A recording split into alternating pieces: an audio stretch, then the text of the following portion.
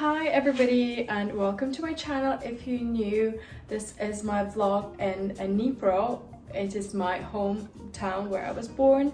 I went to school here and I want to show you some of the places that I love and tell you just slightly more about the city from my point of view as a local, and to bring awareness about it, I guess, for the future travelers and for other people who might be interested.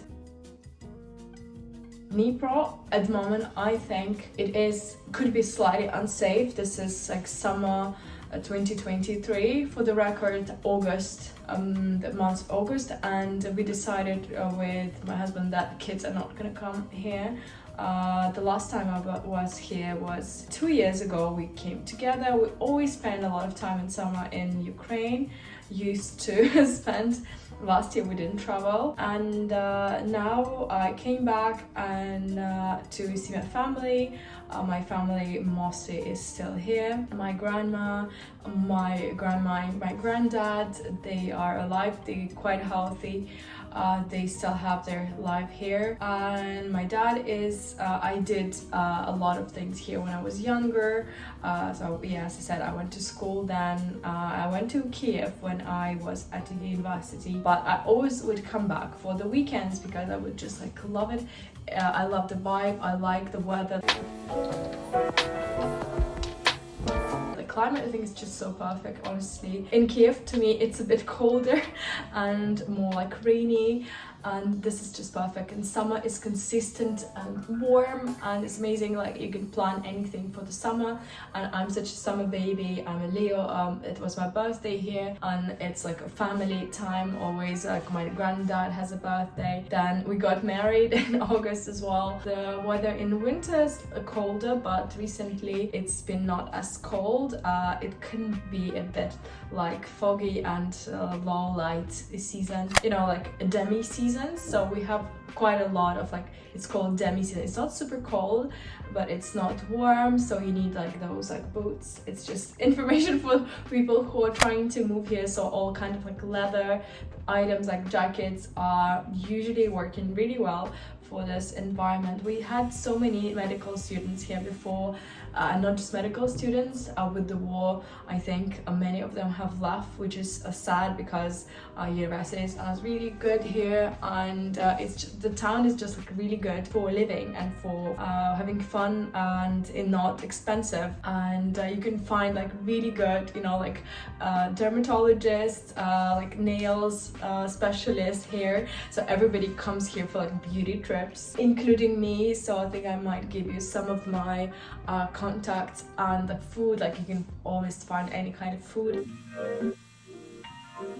The city itself is like so cozy. It's not super big. It used to have 1 million just around 90s. I think now it's slightly less, with now probably even less than that, because with the war a lot of the families have split, with women and children moving abroad and men staying here, or some of them have left if they are older.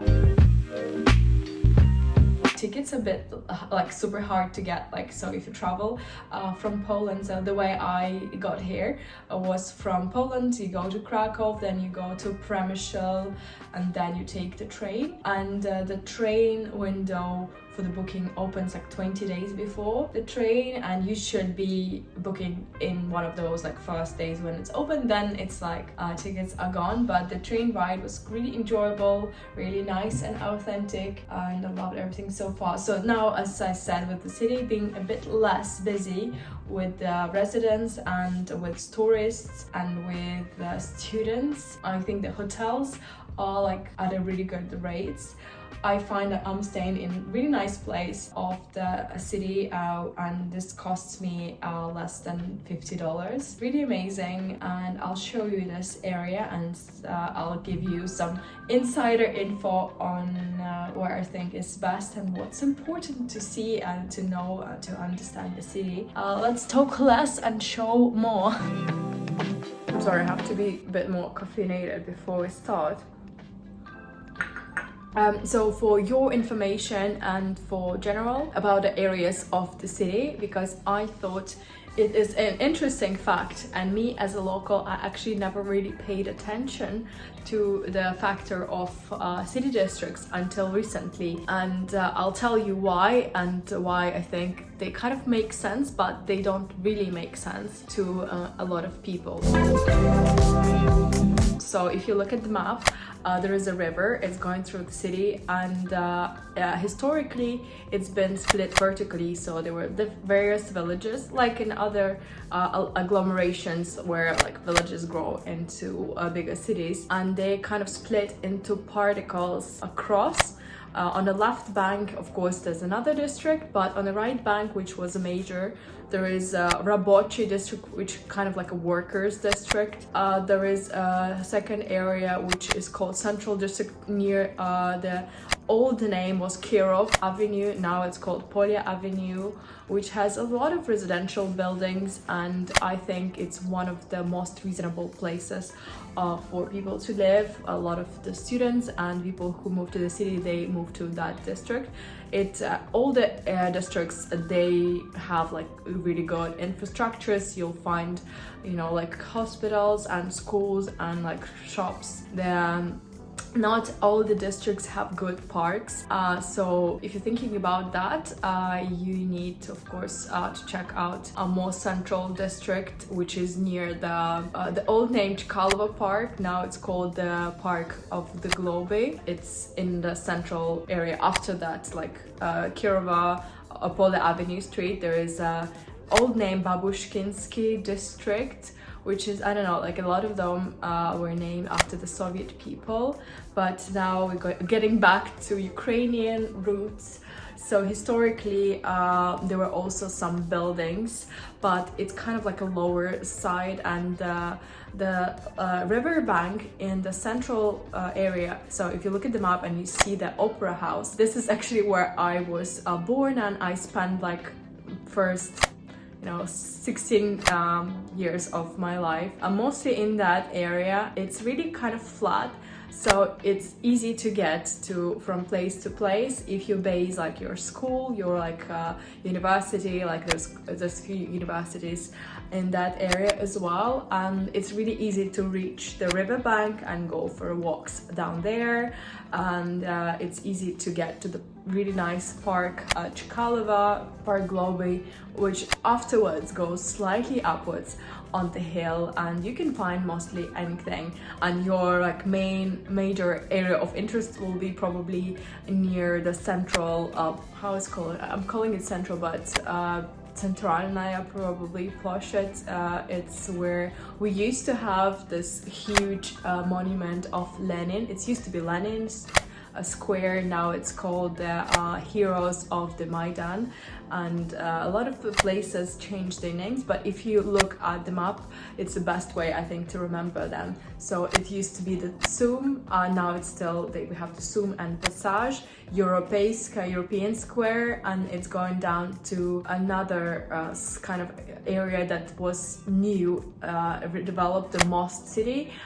They built that like mall to create, outlets for like shopping for so many people living in that central area, because I remember before that, like all the shops used to be on the main like Yavornitski Avenue, used to be called Karla Marxa. So like Zara, Mango, we had everything in there, and this is how my probably blogger like fashionista's journey started, because when we went to our like English school lessons or in French, we would always pass them, and we would always have to go and check out what's new. But those buildings were old, and I guess for many retail companies it wasn't super easy to create, shops in those areas, so they all moved to like a new mall situation, which is kind of cool and like fun, and the area with the vibe for the students, for the young people. Yeah, you can find anything, and I spent most of my childhood kind of in that area, and even now with the war, I feel like it could still be alright. We didn't have shelling in that area particularly. The only places that got shelled quite regularly is somewhere near some strategic spots, so they could be unsafe right now. Yeah, and when I'm talking about the war, and I know that many people might like imagine it as something really crazy, but I'm here right now, and this is August 2023. I've been here for 3 weeks. I arrived at 28th of July, and on this particular day when I arrived with the train, we had like 2 ballistic shellings super close to where I was staying. So I was staying first in my mom's flat, which is in a very central area. It was like less than 1 kilometer away from the place of shelling, was 600 meters or so. We were super scared at the moment, but then you reach that point that, you know, like it is not something that you can change about it. So people kind of change their attitude, and we have the air alerts, and some people react to them, some not. People just like continue on with their lives, and that's how it goes on. So talking about districts, right? Now the next area, if you look at the map after that, like central district, which is now called Shevchenka, is Soborny. Soborny is the most amazing area because we have no factories, air is super clean, it's less congested. Historically, it's been less residential, so like most of the buildings are like in a workers district or in that along the old Kirova or Polia Avenue. This used to be for the elites with the villas and some of the like greatest like workers and contributors to the city. They used to live and work in this area. I think the medical university and most of the old universities are located in this area.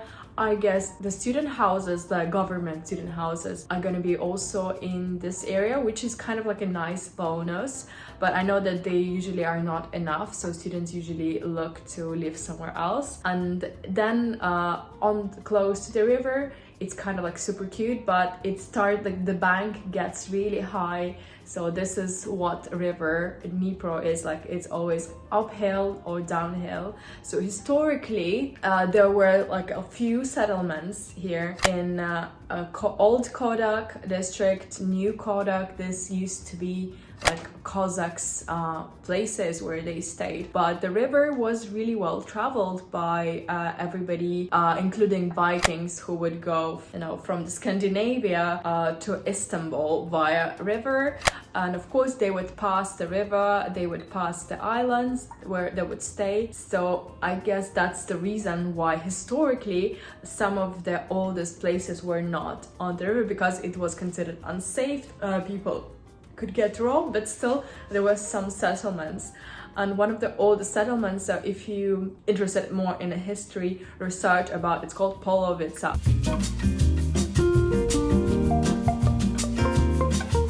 I didn't know about that, but exactly at the place where it's like the nicest area of central Dnipro, it used to be the Polovica small Cossacks village. There used to be also a river. Now it goes underground. So when, you know, like Russia now says that all of those cities were created by the empire, by the Tsar, they gave us the name. Yeah, the name of the city was named after the Catherine, a Katerynoslav, but it doesn't mean that people didn't live here before, that there was like a bare district, that nothing was happening. But this is what you need to know, like if you planning to move here or live here, that some of these hills like are more well connected. So if you want to be more efficient with your commute, try to stay without like that hill district, because getting to another hill district would be a bit longer for you. But if you want to go on a weekend, you can definitely take taxi. With the public transport, they are not always like super well connected. Some of them I guess are. So the nicest, like more like posh district is this Soborny. We have the main cathedral of the city, and it is just up the hill, and we have the universities, like the metallurgical universities, the Gorny, like the mining. My parents went to metallurgical university and they met there. There's a few others, but the main area of interest for everybody who comes from abroad is usually the medical university, because it's really good. It's also located in this area with a few of the departments, and there's a really huge area also in this area, district with a hospital. And I'm not exactly sure if it's a teaching hospital. It might be, but it's like a medical city. It's really big, and now it serves a lot for the wounded who have been transported here with the helicopters, and I've seen it a few times. So that's about it. It's really nice to stay, so if you're coming over to stay, I guess this area is super nice. And I'm gonna be walking, and I'm gonna go somewhere and have breakfast, and I'll show you some of the beauty places, and I might even share with you some of my, dermatologists and where I usually go to get things done. This is what I'm gonna be wearing.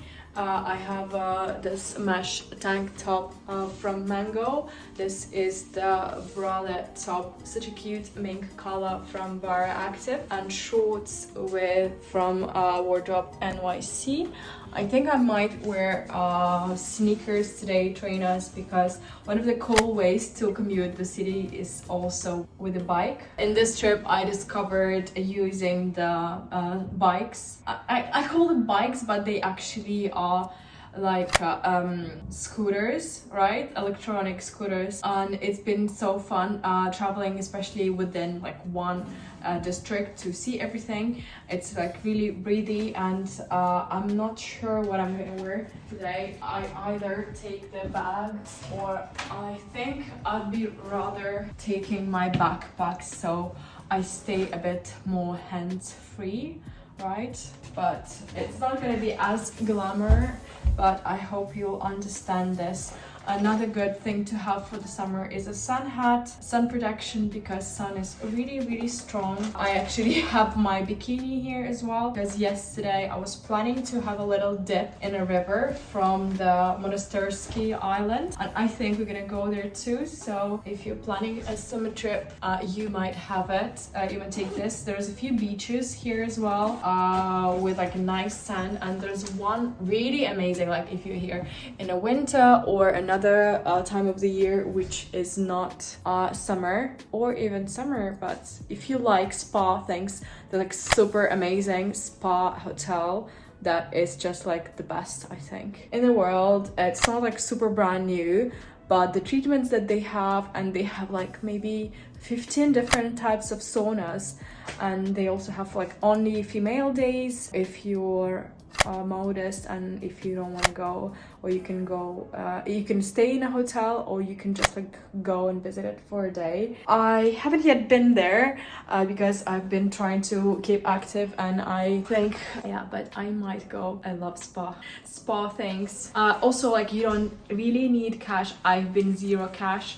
The only places where I did use cash in Dnipro were to give tips to the street musicians, but the ATMs are everywhere, and at the moment they don't charge so much. And very rarely you can see some like flower seller on the street, but even that, like, sometimes they would have like a card to transfer the money. Ukrainian people can easily transfer from card to card with no commission, which is not, I haven't seen that in many other countries. This is like something that people do. So other than that, everywhere else like cards are accepted, so I don't need to bring cash.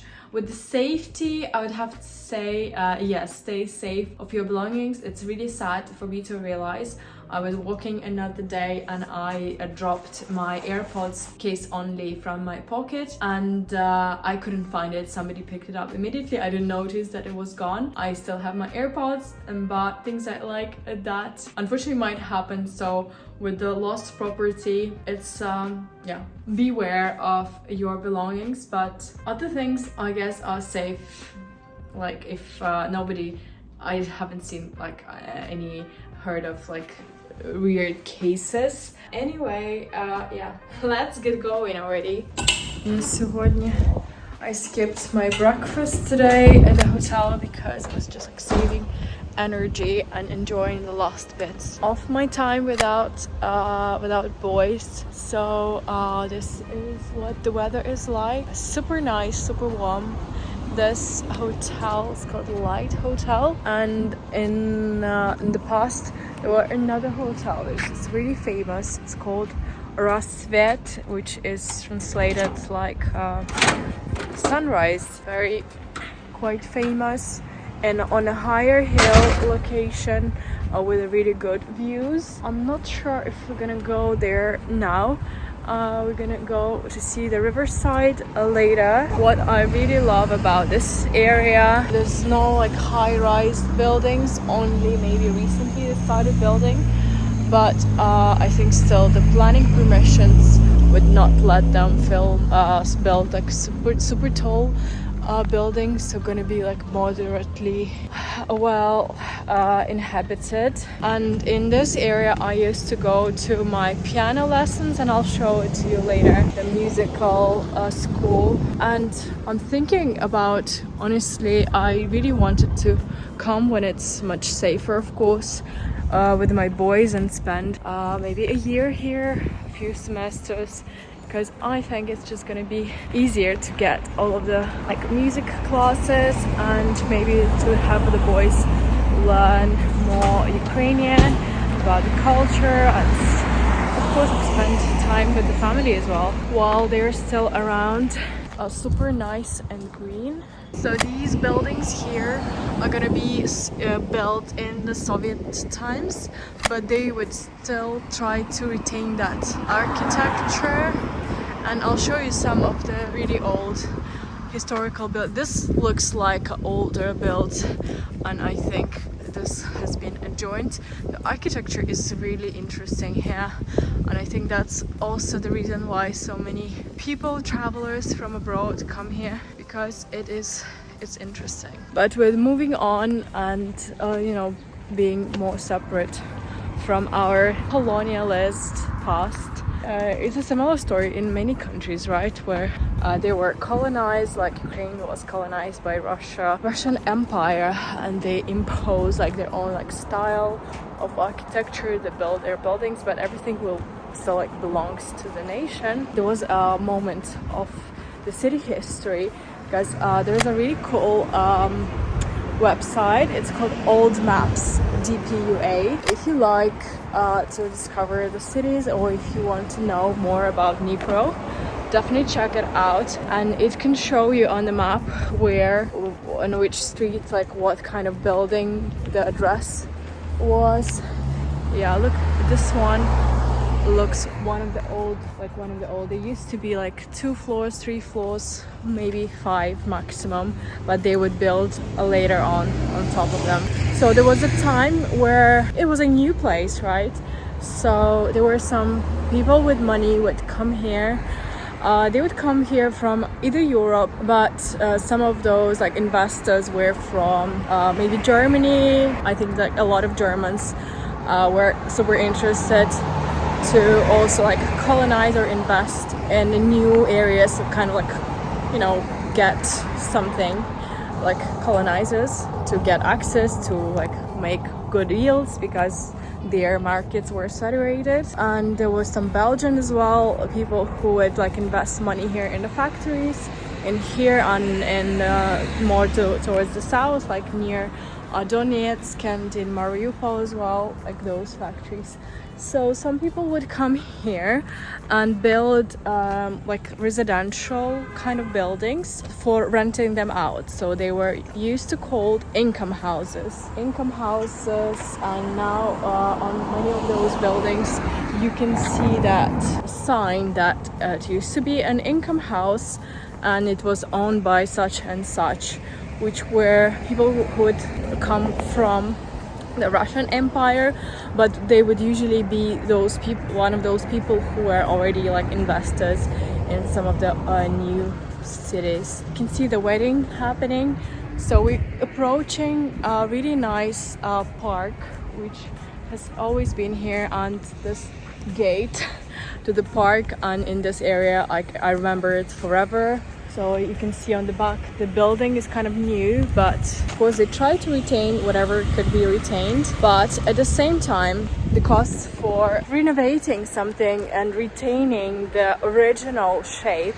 is super high, that it's not affordable to many countries, and including Ukraine, because they have to do like very delicate jobs. So unfortunately, this causes many buildings to change completely. There is a general plan of what's going to be built, but it's still some people feel sad. This gates actually are new, as you can see, but they recreated them in the shape of the old one. This is like one of the oldest buildings, and historically it's called like Potemkin's palace.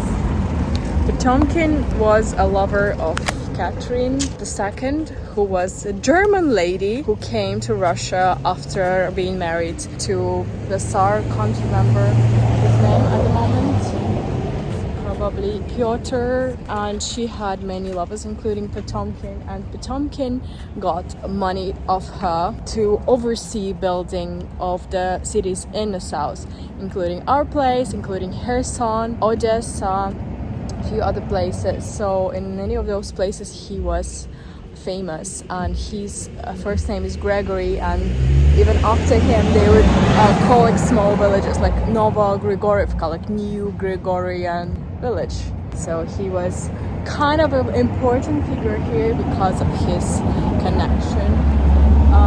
Now this building is a part of it's called the writing says is the Dnipropetrovsk National University. So then later it was passed to university, and the legend also said that this this famous man who was a lover of the empress, he was given so much more money to build like a castle or something in this area, but money was gone, so nothing else was built. So like corruption was high even in those ages. We're approaching the area where it's like a high, like coolest area, and you can see people using scooters. It's like one of the best ways to use it. And we're approaching another significant area from the cathedral, going through the park to the river bank. So we are on one of the highest places in the city, on the hill, and therefore it's more windy, the air is cooler, so even on a hot day it's more pleasant to be in this area. That's why it's Okolon is an app for taxis in Ukraine at the moment.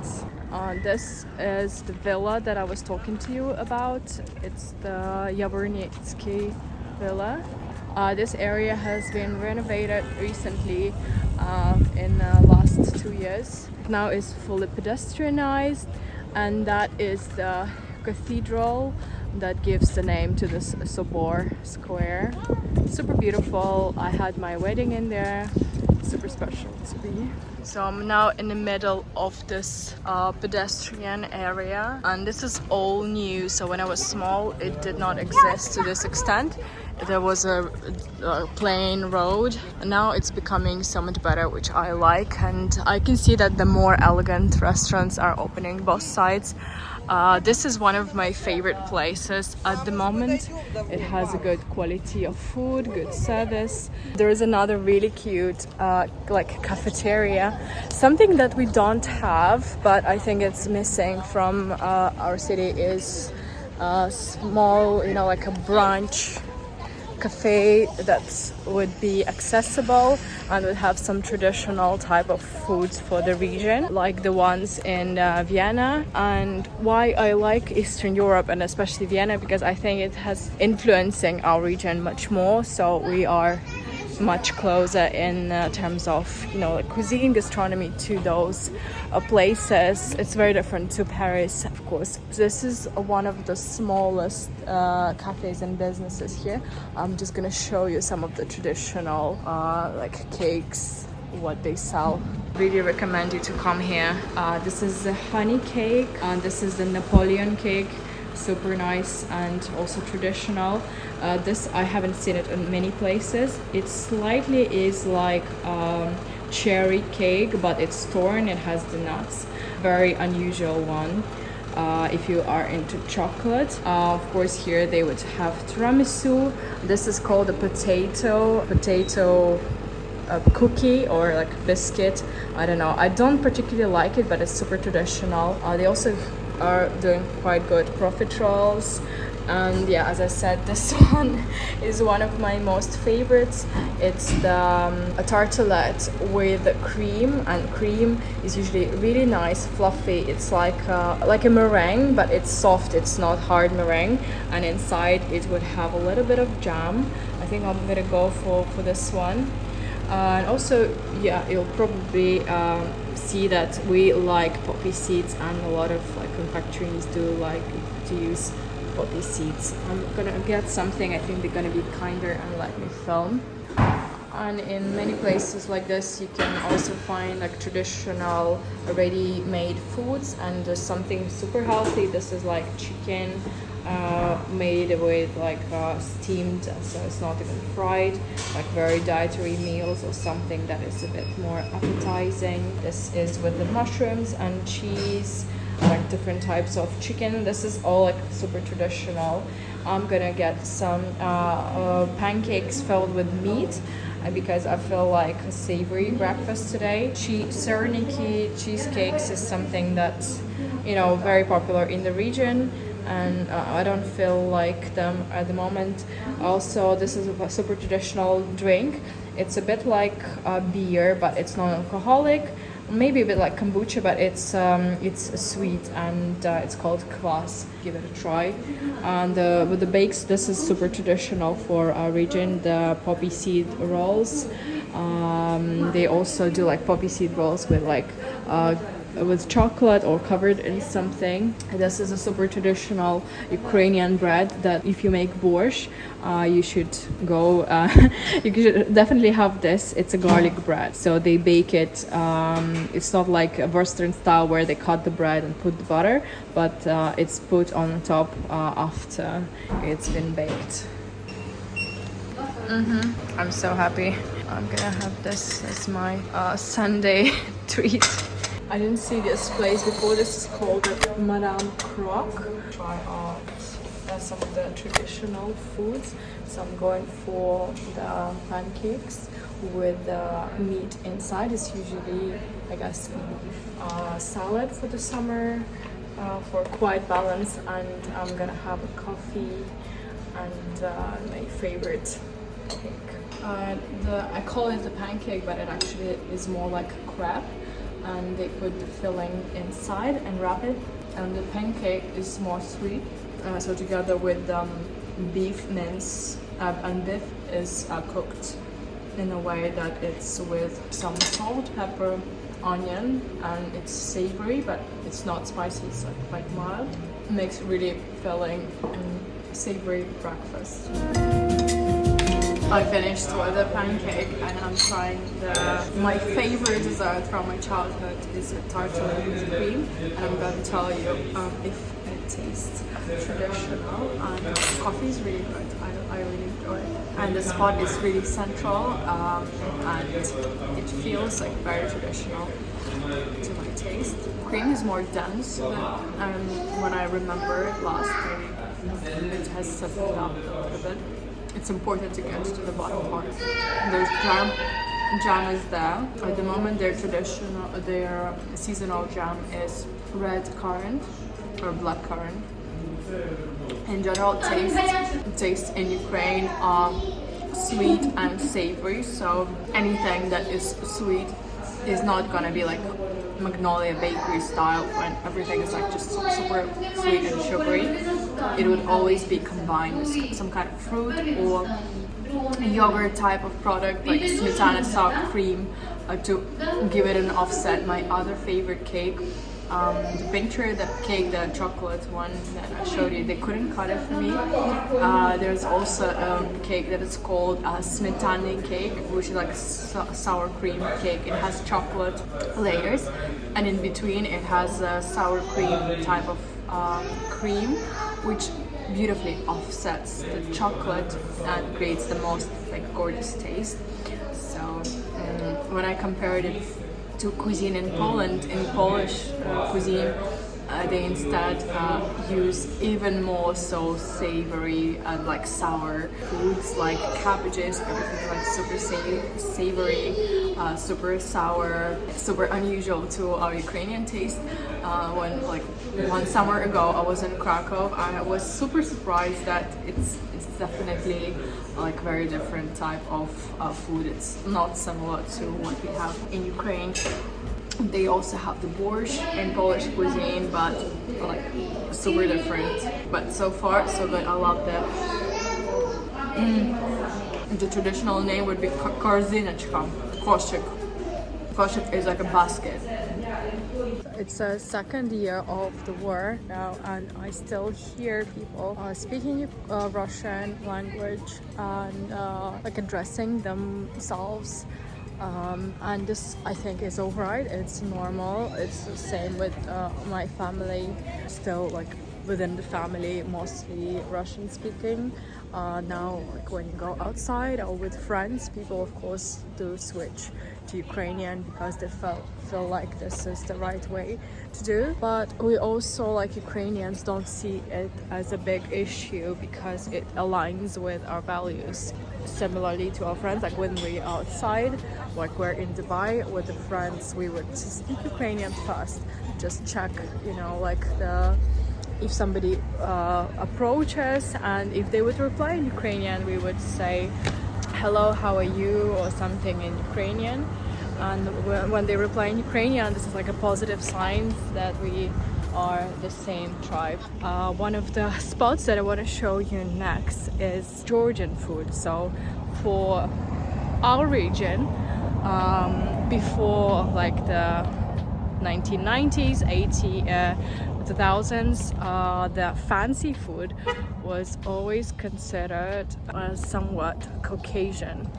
So like really good, like quality of meat, some salad, some of the traditional things that are from that region are like considered specialties and considered fancy cuisine. So if somebody would have a celebration, it's likely that they would choose that cuisine for their special occasion. And this causes a lot of the cuisine spots and, you know, gastronomical outlets that are super popular to have that cuisine, like Georgian. What are the other Caucasian? I think there was like Azerbaijani. I don't know so much about the Armenian cuisine. I've been to Armenia.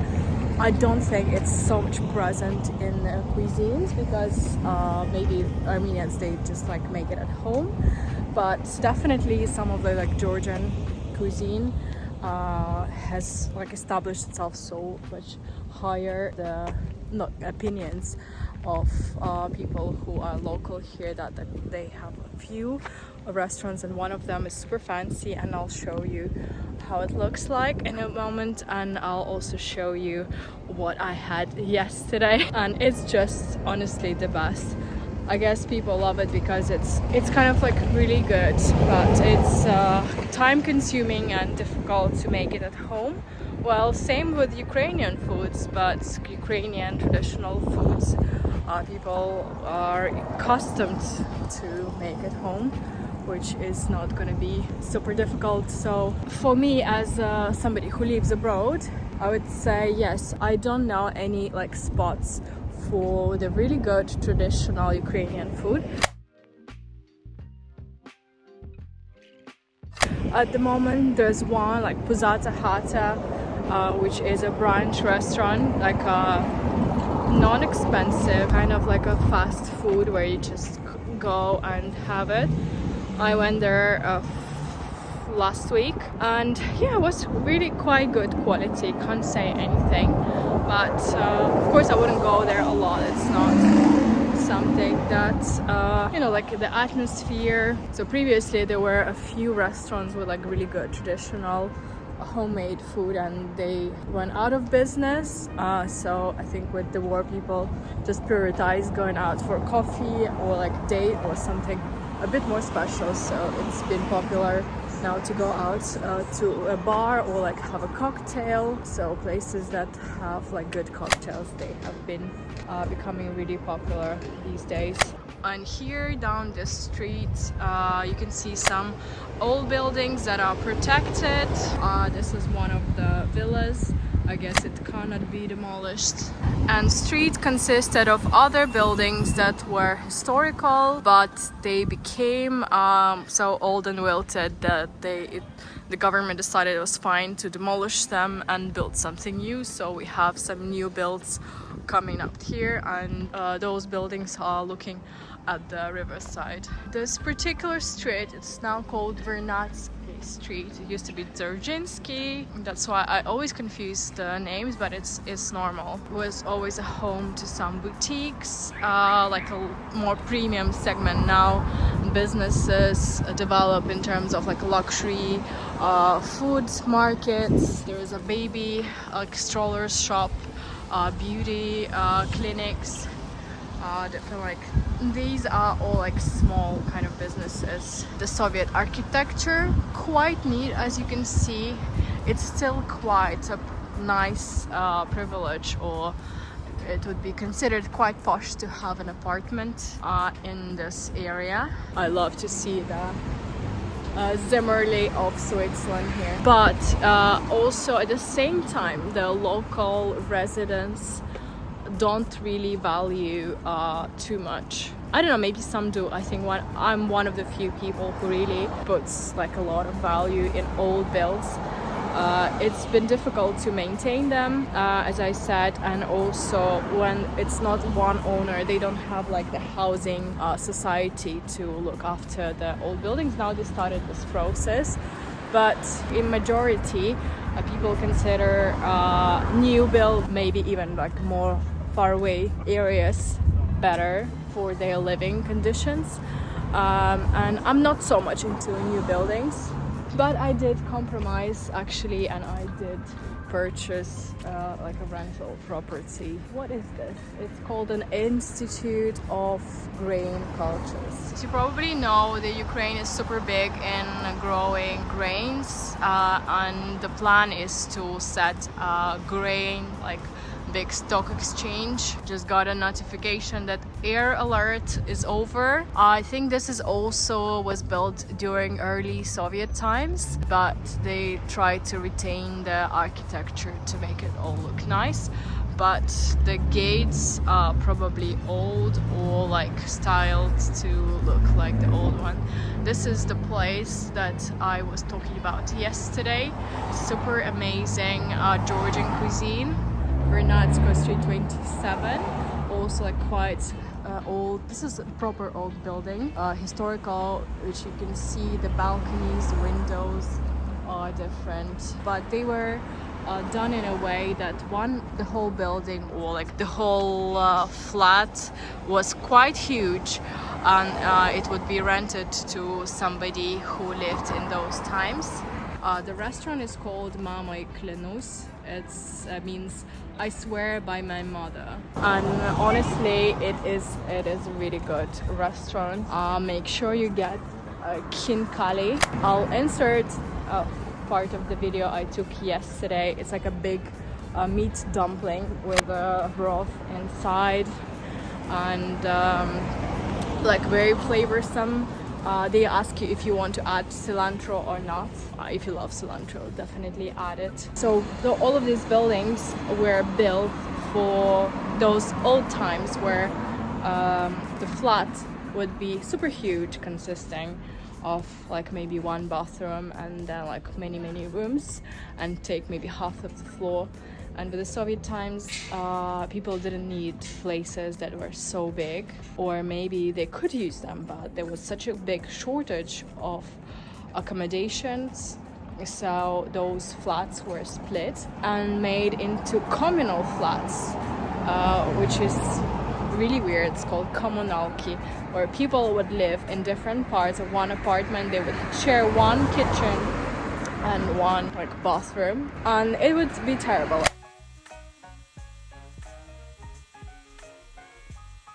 And of course, it's like a houses of multiple occupancies. Nobody would look after things. Everything would just deteriorate. There was like no ownership, or people would own it, but they would not really care about it. So that was the past. Most of these buildings now are office buildings, or they've been renovated to a high standard, which costs a lot of money, to be homes for like restaurants, boutiques. I don't see so many flats and residences, to be honest, but that would be a dream. So for this restaurant they used lower part of the building. Добрий день, можна вас трошки зняти просто для туристичного влогу? Я вчора приходила. Можна, але щоб не заважало. Да, звісно. Просто так декор. Most important is to take a picture with this cute hat.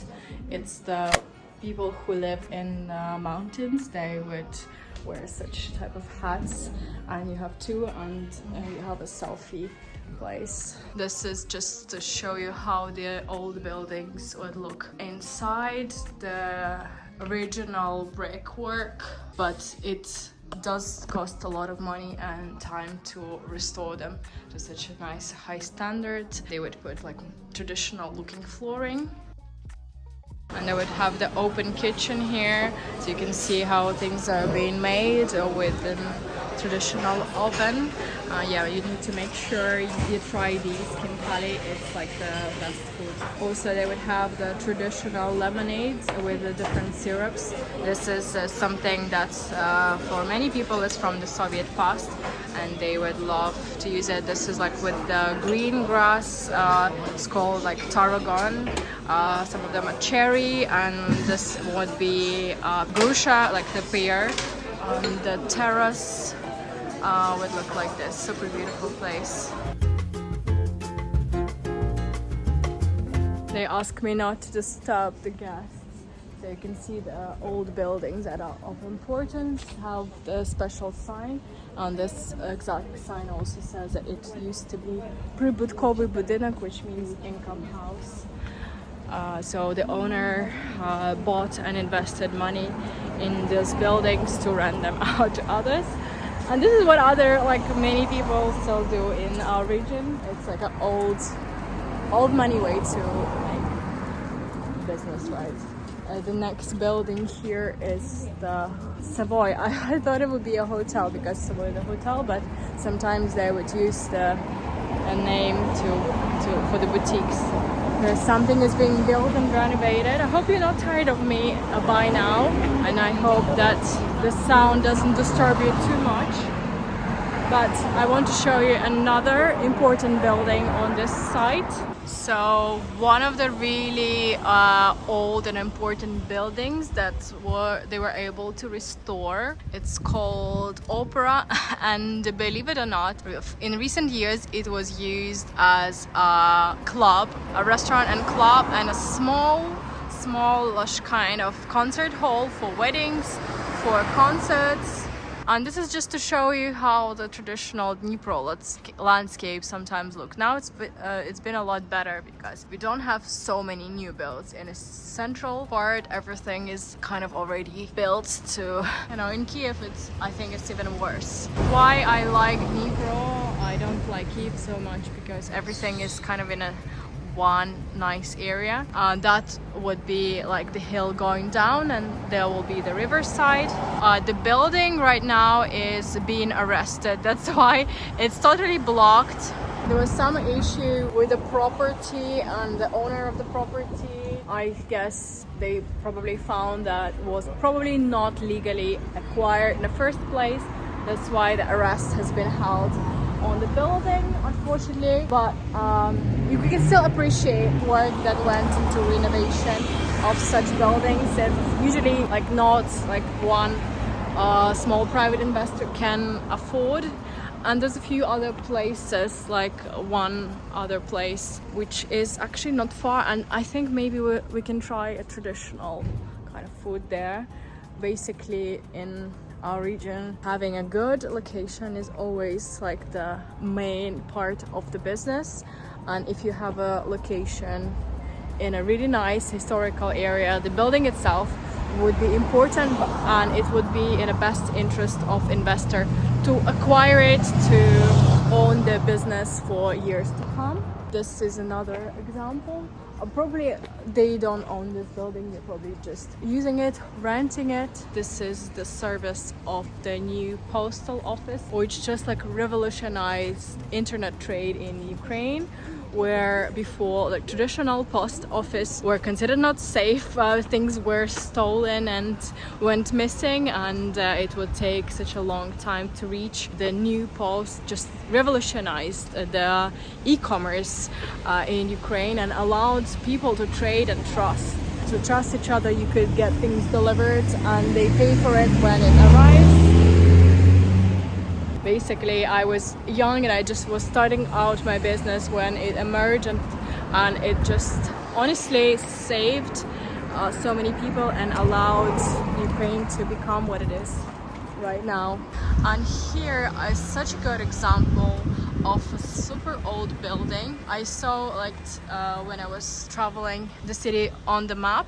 So some of the old traditional like income houses were made of wood, which probably was, I don't know, maybe cheaper to make them in the first place. But then, yeah, of course, like during Soviet times they were taken off from their owner, so there's no owner known.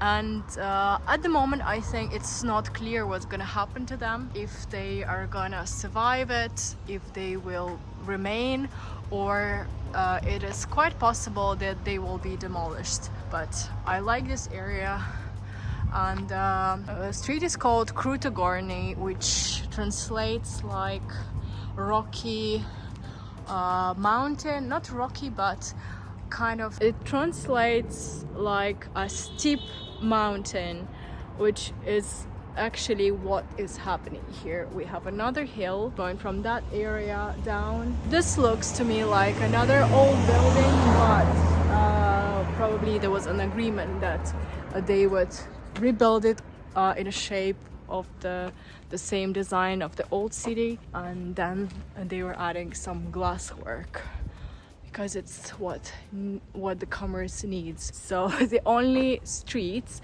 in Dnipro that really never changed names, as you can tell, I'm a local, but I always confuse the names because they changed recently after the cancellation of the Soviet culture. The ones to do with like the hills and the locations.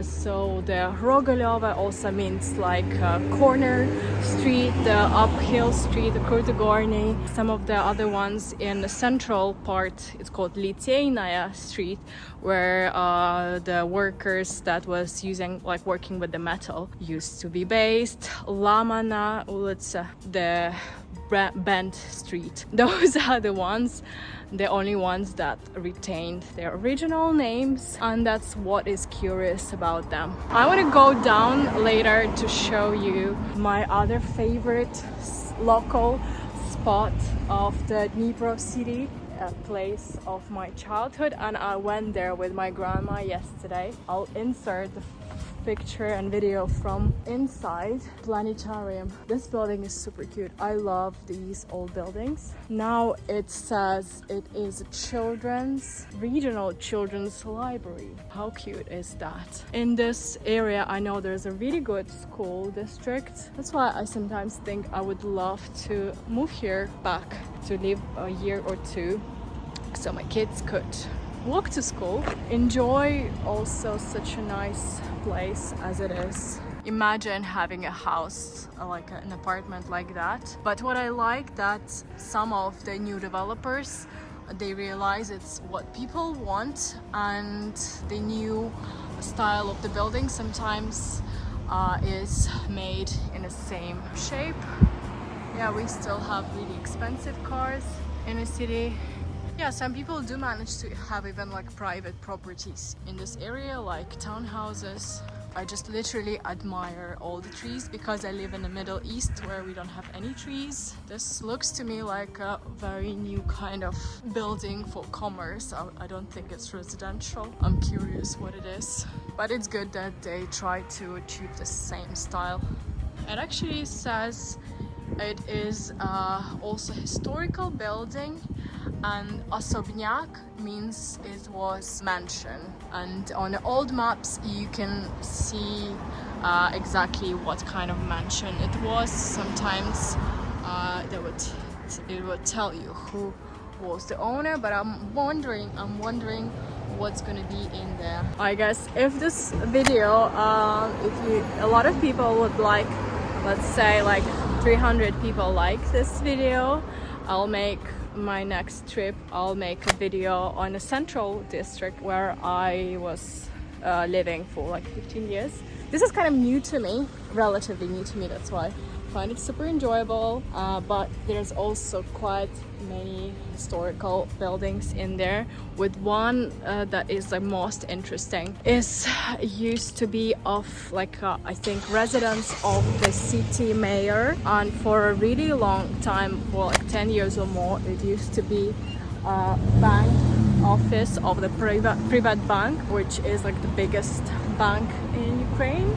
And I think recently they changed it. They decided that it was a really important historical building to use for commerce, and they did a museum in there, and bank moved somewhere else. But I guess giving such places to really good, well-established like restaurants or hotels would be a proven safe way to prove them from demolition. We are moving down to the Rogalev Krutogorna street, where we could see the concussion of the new Soviet architecture.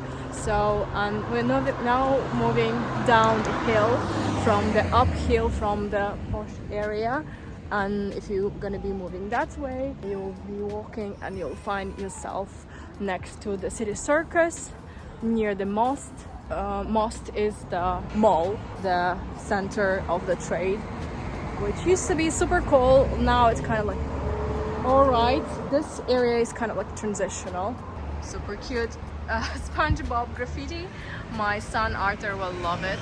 So Rogalev Street, and I remember it so well because we were living in that part of the city, and 2-3 times a week we would go to the music school, which is slightly higher, number 2 music school. And during the winter months, ice would, like, sometimes would be so much ice on the street, and the car, like my mom or my dad would drive us in a car, and we would like often get stuck in the street because it's like going down, and in the winter months it's so slippery, but there's no other way because you have to go up the hill, and you always have to go up the hill. This is called like a library, I don't know for what, probably for this university. So this is one of the latest Soviet architectures university for custom people and finance.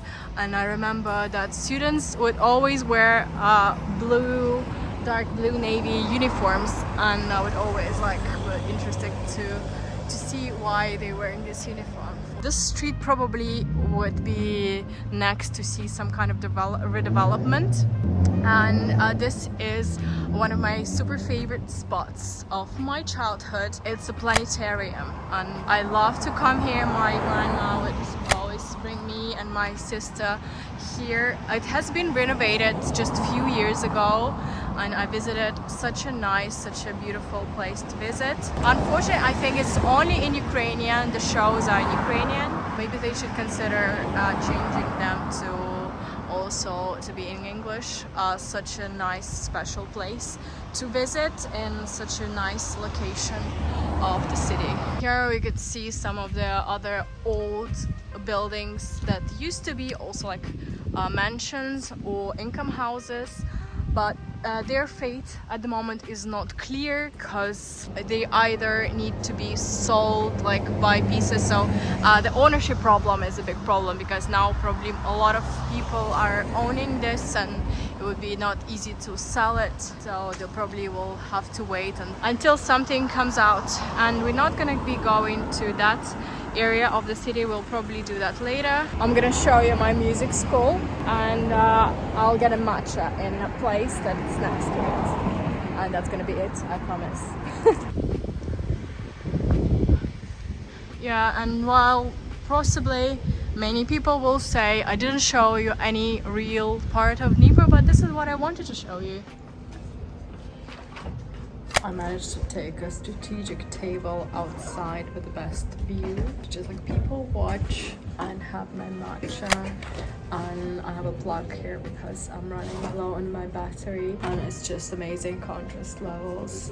You have Agro University, which was like super traditional, all to do with like a local agriculture, and I find it so funny that I'm sitting here with like my modern drink matcha that it has been imported from somewhere in Japan, with like almond or coconut milk that was also super not local, but showing you the contrast of modern day. The place is called Mayemo Prostor. It's called We Have Space. Super cute, but most importantly, the location. And if you told me like 10 years, not 10 years, but 20 years ago, I'm 34 now. So I finished my musical school when I was 13, and this used to be my least favorite area of town, because I would always get a little bit of trauma when I would come here and for music exams, and then if you would tell me that it would be my favorite spot to hang out, I would not believe you, but I guess the time does heal, 20 years at least. How cute are these signs on this building? It's the grain, and I just love everything that is to do with the grain, and I'll show you a bit more. I don't know if it's a typical Soviet project they use in build many universities. Probably is, but nevertheless, they're looking super cute.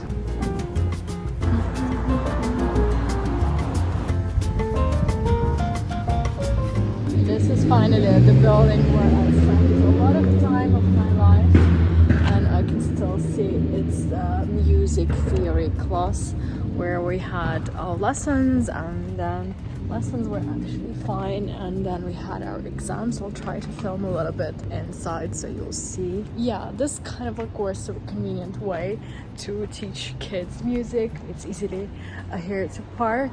We would come here and we would spend probably like 2 to 3 hours.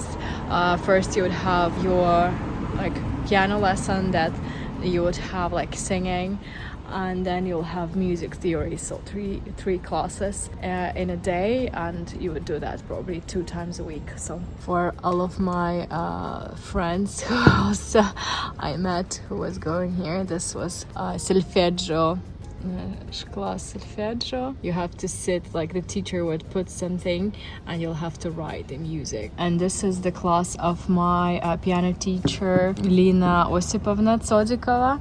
She would also sit here and one of the pianos, there's 2 pianos to play together, not just one. And I remember I had many tears in this class. One of the next here was some other classes, and one of the last ones, so this is a Stugarenko school, was for the concerts. That was kind of a nice room that I remember, because we would worry before we would have the exam, but then we would have fun. What I loved there, we were always like singing traditional music, or just before Christmas we would have a Christmas festival, and then we would go and we would compete. There was like a competition in every February. It was actually after Christmas, but the days were long, and in winter months it's kind of like slightly sad. So a lot of people who live here, they try to escape for the coldest winter month. January is actually fine because it's lively after the New Year's, but February can get a bit long and sad. It could be frosty, but it could be just like boring and grey. That's why singing was always like a way for Ukrainians to have a bit more fun. And now we're back to this area, and I hope you loved it. I think I'm gonna finish it off here. If you get to any places and if you loved my recommendations, please tag me on a social media when you're in Dnipro, and check out my Instagram. I do style videos, but I also love my hometown, so you'll find highlights in my Instagram with like most recent cool spots for like food and culture. And enjoy Dnipro, and a lot of love to you, my friends.